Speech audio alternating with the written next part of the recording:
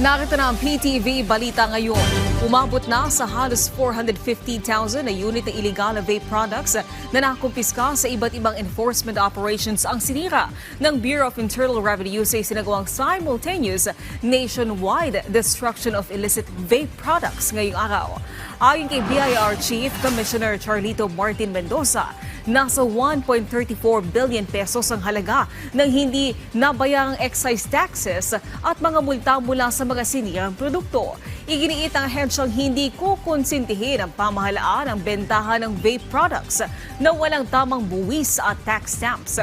Patuloy ding pinaigting ng BIR ang enforcement operations sa mga susunod na taon para tuluyang maalis sa merkado ang mga iligal at delikadong vape products. Hinihikayat din nila ang publiko na i-report ang bentahan ng vape products na walang excise tax stamp.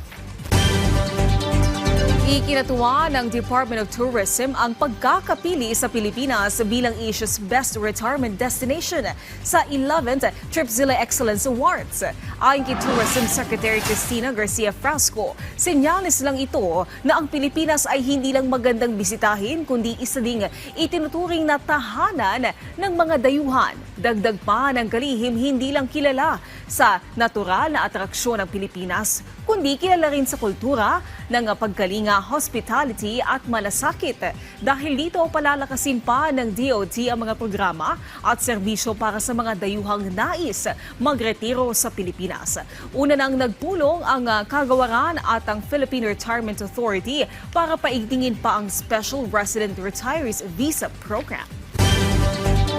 At yan ang mga balita sa oras na ito. Para sa iba pang update, follow at i-like kami sa aming social media sites at PTV PH. Ako po si Naomi Tiburcio para sa Pambansang TV sa Bagong Pilipinas.